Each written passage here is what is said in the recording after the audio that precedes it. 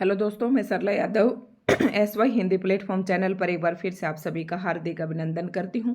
और आज हम अपने SY हिंदी प्लेटफॉर्म चैनल पर हमने काव्य शास्त्र, पाश्चात्य काव्य शास्त्र पढ़ाने की शुरुआत कर रखी है।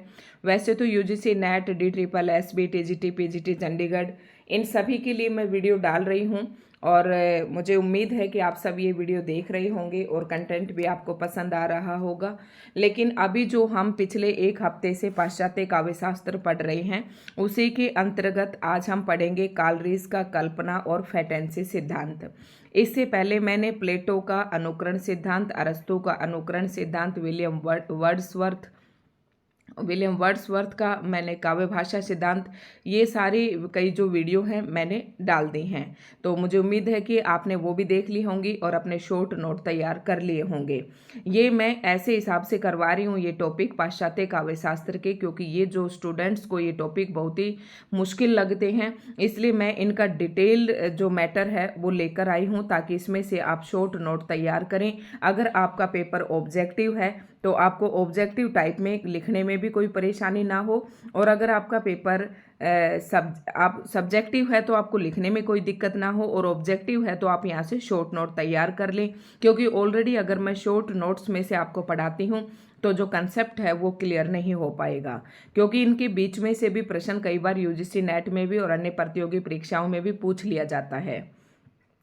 तो शुरू करते हैं आज के सिद्धांत को। और कालरीज और विलियम वर्ड्सवर्थ, इससे पहले मैंने विलियम वर्ड्सवर्थ का काव्य भाषा सिद्धांत मैंने आपको बताया था। इससे पहले वाली वीडियो में मैंने विलियम वर्ड्सवर्थ का जो काव्य भाषा का सिद्धांत था वो पढ़ाया था, और ये भी बताया था कि विलियम वर्ड्स के साथ जो है कालरीज का संबंध है, क्योंकि विलियम वर्ड्सवर्थ के मित्र थे कालरीज। ये दोनों मित्र थे और इन्होंने मिलकर एक किताब लिखी थी, लिरिकल वेल्डस, दोनों ने मिलकर लिखी। उस समय तो जो कालरीज थे वो विलियम वर्ड्सवर्थ के सिद्धांतों से ये और उनके काव्य से संबंधित जो विचार थे उनसे पूरी तरह सहमत थे। लेकिन जैसे ही कालरीज ने अपनी पुस्तक लिखी बायोग्राफी लिटरेरिया, ठीक है, उसके बाद इन्होंने क्या किया कि ये जो विलियम वर्ड्सवर्थ के विचार थे उनसे असहमत हो गए, और इन्होंने अपनी बायोग्राफी लिटरेरिया नामक पुस्तक में कालरीज ने विलियम वर्ड्सवर्थ की भरपूर आलोचना की। तो ये आपको ध्यान रखना है कि इन दोनों की जो ये दोनों मित्र थे प्रारंभ में और एक दूसरे के विचार से सहमत थे, तो इन दोनों ने मिलकर कौन सी पुस्तक लिखी थी, लिरिकल वेल्डस। क्योंकि मैं जब वर्ड्सवर्थ का मैंने सिद्धांत पढ़ाया था, काव्य भाषा सिद्धांत, तब इनके बारे में सारी बातें बता दी थी। और आज हम शुरुआत करते हैं बिल्कुल आसान शब्दों से। दोस्तों, अगर आपको वीडियो पसंद आती है तो लाइक एंड शेयर करें। अगर चैनल पर नए हैं तो चैनल को सब्सक्राइब जरूर करें।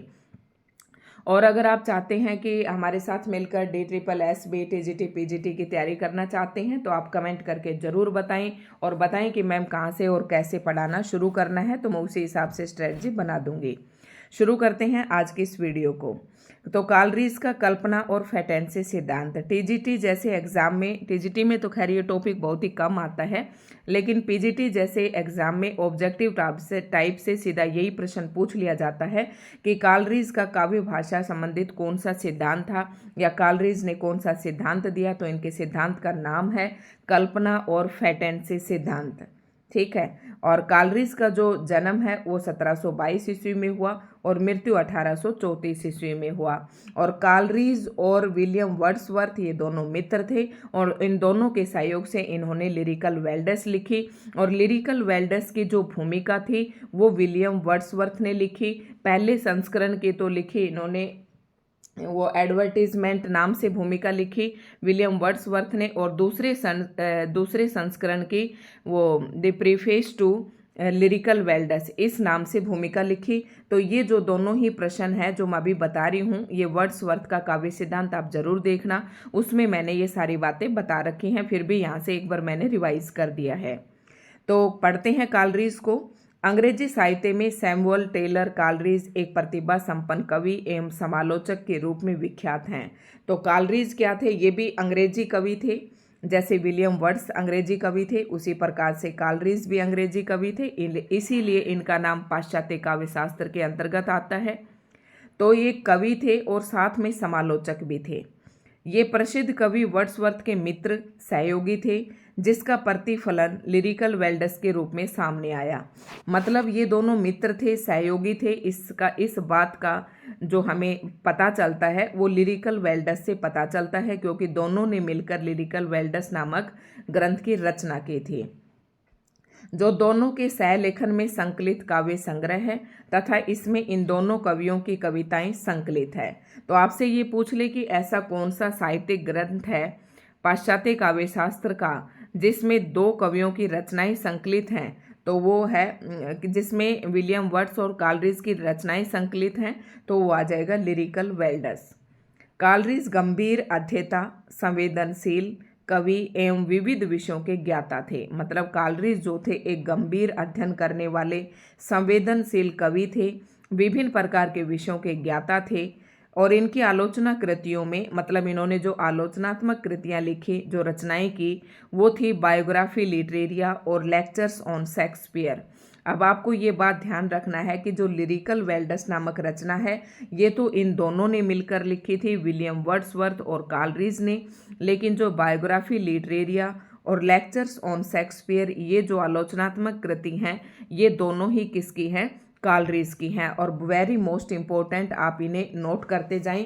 अभी तक जो मैंने आपको पॉइंट्स बताए इनके आप शॉर्ट नोट इस प्रकार से तैयार करेंगे कि आप हेडिंग डालेंगे कालरीज, फिर कालरीज का आप लिखेंगे सिद्धांत का नाम नंबर 1, नंबर 2 पर आप लिखेंगे इनका जन्म कब हुआ, इनके मित्र का नाम विलियम वर्ड्सवर्थ, दोनों ने मिलकर कौन सी रचना की। ठीक है, इस प्रकार से आपको लिखना है। फिर आपको लिखने हैं कि कालरीज की रचनाएं, तो कालरीज की रचनाएं lectures on Shakespeare, biography Literaria.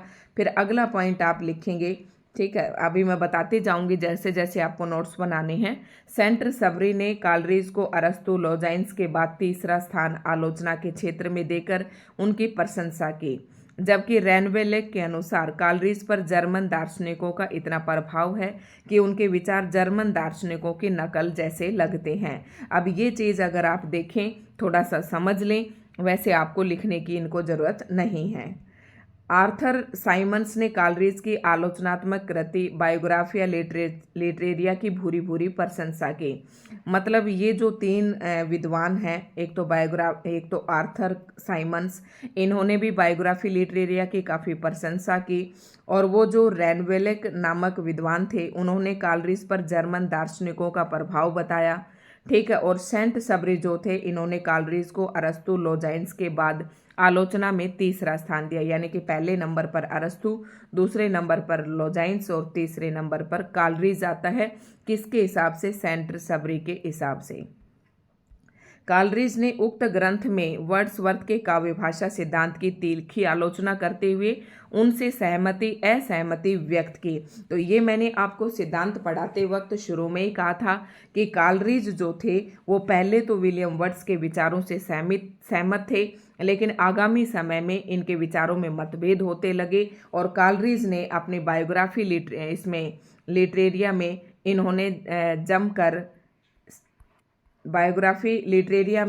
इन्होंने जमकर वर्ड्सवर्थ की आलोचना की।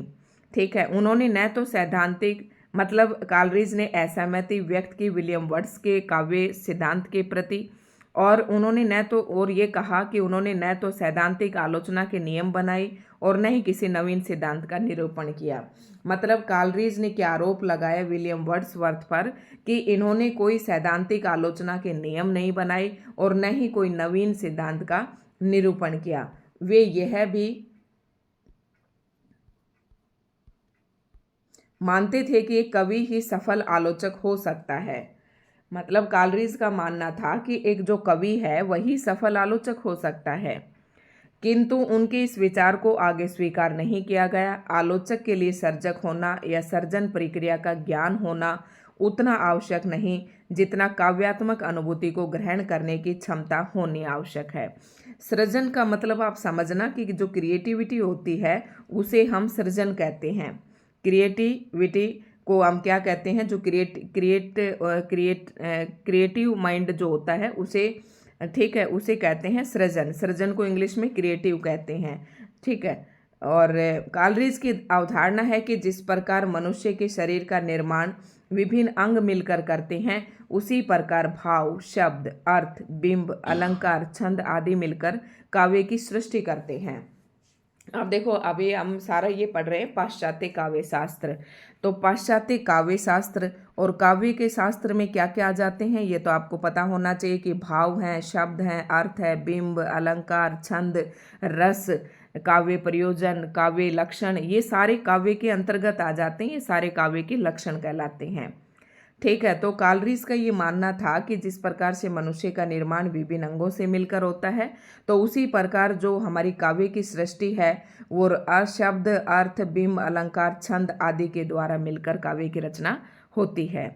उनके सहभाव से ही काव्य निर्मित होना चाहिए, मतलब इन सभी के सहयोग से ही काव्य का निर्माण होना चाहिए, अलग अलग अंगों से नहीं। उनका ये विचार वक्रोक्ति सिद्धांत के प्रवर्तक आचार्य कुंतक, ये इंपॉर्टेंट प्रश्न है, इसे नोट डाउन कर लेना कि वक्रोक्ति का जो सिद्धांत है वो किसने दिया, या वक्रोक्ति सिद्धांत के प्रवर्तक कौन है, तो आचार्य कुंतक हैं।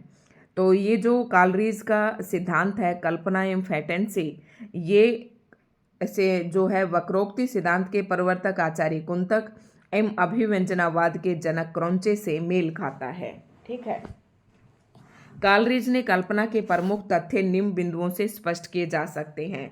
अभी तक तो हमने कालरीज के बारे में जो प्रस्तावना थी इनके सिद्धांत की वो पढ़ी है कि इनके क्या विचार हैं, किस प्रकार से इन्होंने विलियम वर्ड्सवर्थ की आलोचना की। और अब हम देखेंगे कुछ पॉइंट्स के माध्यम से कालरीज का जो कल्पना सिद्धांत है उसको कुछ महत्वपूर्ण तथ्यों के माध्यम से हम समझने का प्रयास करेंगे। ठीक है। तो कालरीज ने कौन सा सिद्धांत दिया? कल्पना एवं फैटेंसी का सिद्धांत दिया। और काव्य में कल्पना तो होती ही होती है। अब कल्पना को सिद्ध करते हुए कालरीज ने क्या क्या तर्क दिए वो यहाँ पर हम देखेंगे। ठीक है। और पॉइंट्स में अगर आप किसी भी क्वेश्चन के आंसर को लिखते हैं तो ज़्यादा से ज़्यादा आपको मार्क्स गेन करने की पॉसिबिलिटी रहती है। शुरू करते हैं। कालरीज नंबर 1, कालरीज ने कल्पना सिद्धांत के बारे में क्या महत्वपूर्ण तथ्य बताए तो वो देखते हैं। कालरीज की मान्यता है कि कल्पना द्वारा ही काव्य हृदयग्राही, मर्मस्पर्शी और सजीव बनता है। अब कालरीज का ये मानना है कि जब तक काव्य के अंदर हम कल्पना का समावेश नहीं करेंगे तो हमारा काव्य सजीव नहीं बनेगा। यानी कि काव्य जो है, कल्पना जो होती है काव्य को सजीव बनाती है, मर्मस्पर्शी मतलब हृदय को स्पर्श करने वाली जिसमें, और हृदयग्राही जिसको हृदय ग्रहण कर सके ऐसा बनाती है। कौन? कल्पना। कल्पना से ही काव्य हृदयग्राही, मर्मस्पर्शी और सजीव बनता है। कल्पना प्रयोग की अंतःशक्ति कवि का सर्वश्रेष्ठ गुण है और उसका समुचित प्रयोग काव्योत्कर्ष के क्षणों की समुचित देन है। मतलब इन्होंने ये कहा है कि कल्पना प्रयोग की अंतःशक्ति जो मतलब कल्पना का प्रयोग की अंतःशक्ति कवि का सर्वश्रेष्ठ गुण है।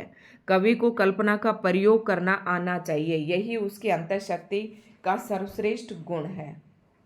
तो मतलब क्या है, आप शॉर्ट में लिख सकते हैं, सारे शब्द आपको लिखने की जरूरत नहीं है। आपको इतना लिखना है कि नंबर 1, कालरीज ने की ये मान्यता है कि कल्पना द्वारा ही काव्य हृदयग्राही, मर्मस्पर्शी और सजीव बनता है। नंबर 2 पे आप क्या लिखेंगे? वर्ड्सवर्थ की कविता सुनकर कालरीज की भावना, शक्ति, बुद्धि दोनों चेतन अवस्था में आ गई और उसे सौंदर्य के साथ साथ सत्य का भी प्रत्यक्षीकरण हुआ। इससे उसने ये निष्कर्ष निकाला कि वर्ड्सवर्थ को ये कल्पना शक्ति अपने उच्चतम और गूढ़तम अर्थ में प्राप्त थी। इसी के बल पर कवि अपनी कविता में हृदय को स्पर्श करने वाली क्षमता पैदा कर पाता है। यहाँ पर इन्होंने क्या कहा है कि कालरीज ने है ना विलियम वर्ड्स की कविता सुनी जिसके अंदर शक्ति और बुद्धि दोनों, कालरीज की भावना, शक्ति और बुद्धि दोनों चेतन अवस्था में आ गई। मतलब 3 प्रकार की अवस्थाएं होती हैं, चेतन अवस्था, अर्धचेतन और अचेतन। तो चेतन होता है जो बिल्कुल जागरूक अवस्था होती है। तो विलियम वर्ड्सवर्थ ने जैसे ही कालरीज ने जैसे ही विलियम वर्ड्सवर्थ की कविता सुनी तो वो उसकी भावना, शक्ति और बुद्धि दोनों ही चेतन अवस्था में आ गई और उसे सौंदर्य के साथ साथ सत्य का भी प्रत्यक्षीकरण हुआ। मतलब विलियम वर्ड्सवर्थ की कविता को पढ़कर कालरीज ने सौंदर्य को पहचाना और सत्य का भी प्रत्यक्षीकरण कर लिया, यानी सत्य से भी उनका साक्षात्कार हो गया।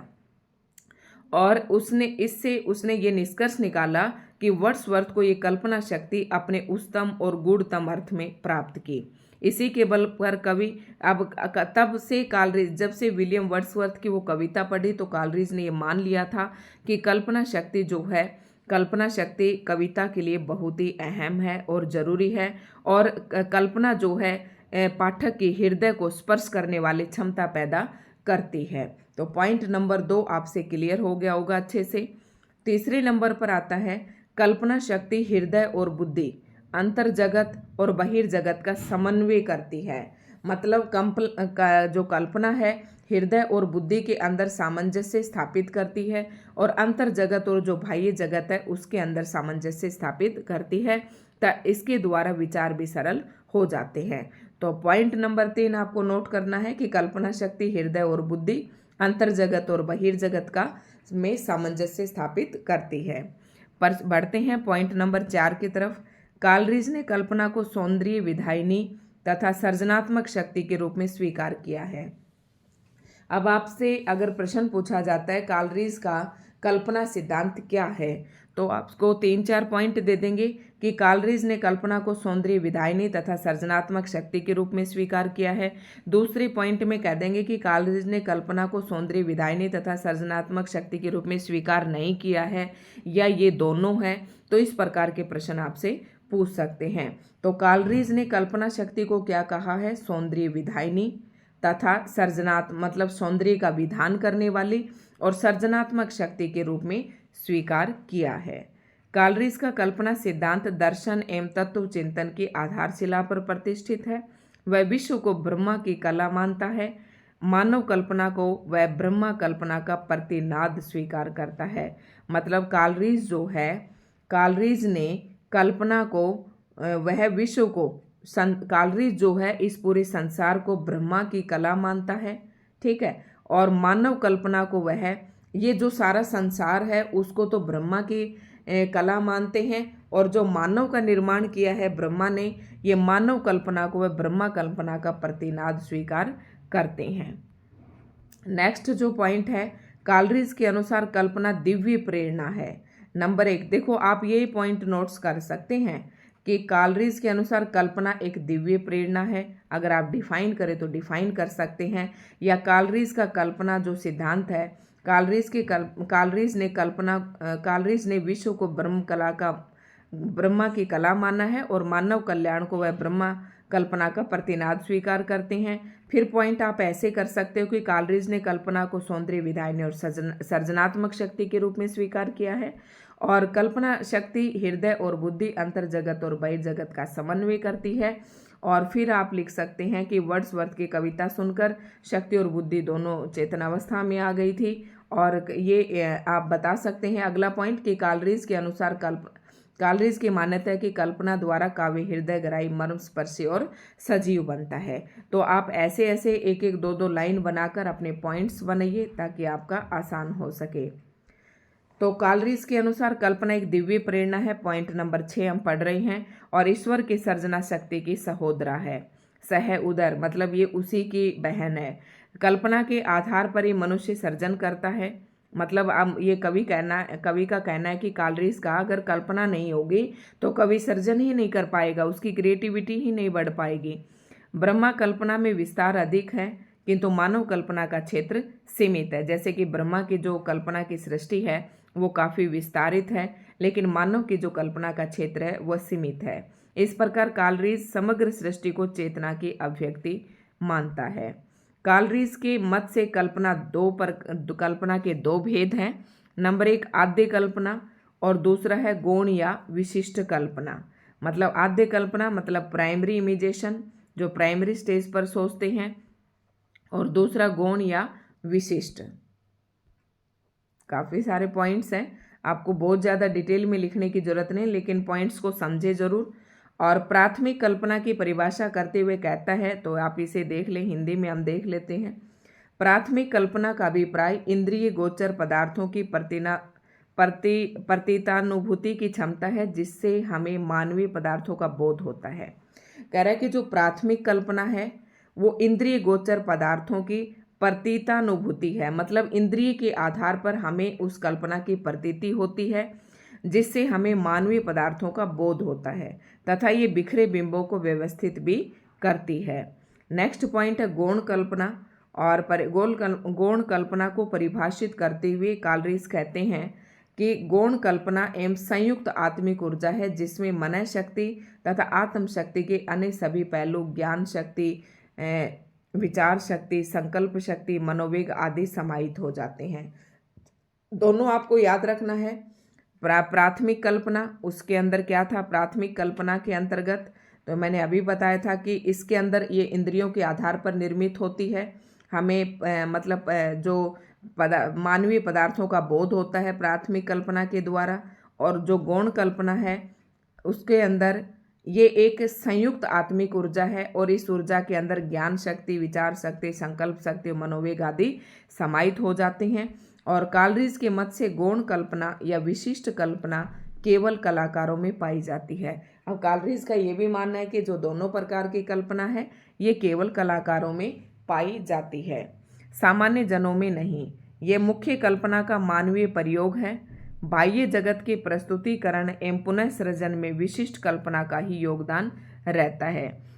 वह विषयों में एक रूपता लाती है, विषय और विषयी को समन्वित करती है तथा रूपों एवं व्यापारों को अखंड रूप प्रदान करती है।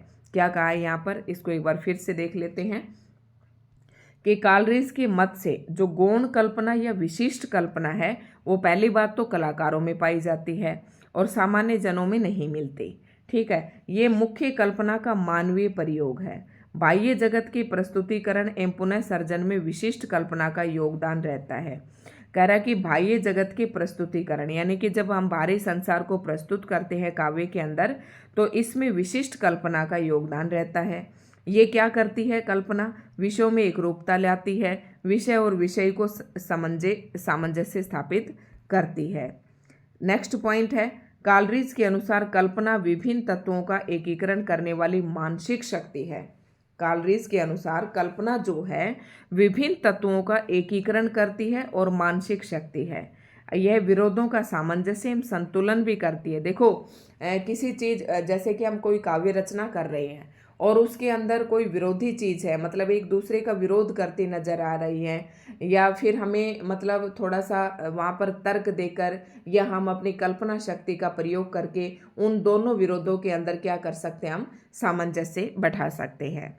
तो कालरीज कल्पना को काव्य का मूलाधार मानते हैं क्योंकि विरोधी गुणों में सामंजस्य का कार्य वही करती है। विरोधी गुण मतलब एक आदमी हंस रहा है, एक तो हंसी का गुण और एक रोना, और ये दोनों का वर्णन कर रहे हैं, लेकिन इन दोनों में सामंजस्य कौन स्थापित करेगा? ये विरोधी गुण होते हैं। इन दोनों में जो कल्पना है वो सामंजस्य स्थापित कर सकते हैं, मतलब हम अपनी कल्पना से उसमें कुछ और लाइनें ऐड ऑन कर सकते हैं। कलाकार प्रकृति की नकल न करके उसका पुनः सर्जन अपनी भावना के अनुसार करता है। इस प्रकार वह प्रकृति को और भी सुंदर रूप में प्रस्तुत करता है। इसमें कालरीज ये कह रहा है कि जैसे कि सबसे पहले हमने प्लेटो का पढ़ा था कि जो काव्य है वो मिथ्या जगत की मिथ्या अनुकृति है, लेकिन कालरीज का मानना है कि कलाकार प्रकृति की नकल न करके उसका पुनः सर्जन करते हैं और अपनी भावना के अनुसार करते हैं। तो इससे क्या होता है कि जो प्रकृति है ना वो और भी ज़्यादा सुंदर रूप में प्रस्तुत होने लगती है। किसी वस्तु के अपूर्ण नमूनों में से कुछ को छोड़ता है, कुछ नए जोड़ता है। ठीक है, ये आप छोड़ सकते हैं यहाँ से। और काफ़ी पॉइंट्स हो गए हैं आपके लिखने के लिए। कालरीज के अनुसार कल्पना की महत्ता और क्षमता अपरिमित है। ये पॉइंट आपको नोट कर लेना है कि कालरीज ने कल्पना की महत्ता और क्षमता को अपरिमित कहा है और उसका प्रयोग चरम उत्कर्ष के क्षणों में ही कर पाता है। मतलब कल्पना भी सबके बस की बात नहीं है। कल्पना पदार्थ और मन के बीच के अंतर को मिटाती है, मतलब जो हमारा मन सोच रहा है और जो पदार्थ हमारे सामने है उसके बारे में, तो जो हम बीच में कल्पना, जैसे कि हम उस चीज़ को समझ नहीं पा रहे हैं और काव्य रचना कर रहे हैं तो हम क्या करेंगे, उसको नहीं समझ पाते हैं तो वहाँ अपनी कल्पना का समावेश करके उस काव्य को पूर्ण कर देते हैं। तो आई होप ये आप अच्छे से समझ गए होंगे। कलाकार कल्पना के द्वारा जीवन का सजीव रूपांतरण और सर्जन करता है। कलाकार की सिद्धि प्रकृति को एक इकाई के रूप में प्रस्तुत करने में है, न कि उसे खंडित रूप को प्रस्तुत करने में। अब लास्ट पॉइंट है, बहुत शॉर्ट पॉइंट आपको नोट्स बनाने हैं और कालरीज ने कल्पना और ललित कल्पना के अंतर को स्पष्ट किया है। मतलब यहाँ पर कल्पना और ललित कल्पना इन दोनों में भी अंतर किया है। उसके अनुसार कल्पना आत्मिक होती है जबकि ललित कल्पना यांत्रिक होती है। ललित कल्पना जैसे कि ये कलाकार वगैरह वगैरह होते हैं, रचनाएं करते हैं, जैसे कोई चित्र वगैरह बनाते हैं। लेकिन जो कल्पना होती है, जो कवि करता है, वो आत्मिक होती है। और जो ललित कल्पना होती है वो यांत्रिक होता है, इसमें किसी न किसी यंत्र का प्रयोग करना पड़ता है। कल्पना का संबंध आत्मा और मन से है जबकि ललित कल्पना का संबंध मस्तिष्क से संबंधित है। ललित कल्पना कर्म, अनुपात और व्यवस्था के बिना वस्तुओं को एक ढेर के रूप में प्रस्तुत करती है जबकि कल्पना उन्हें एकत्रित, संगठित एवं समन्वित कर जीवंत रूप प्रदान करती है। तो ये आप पॉइंट से नोट कर लें, काफ़ी अच्छा पॉइंट था ये।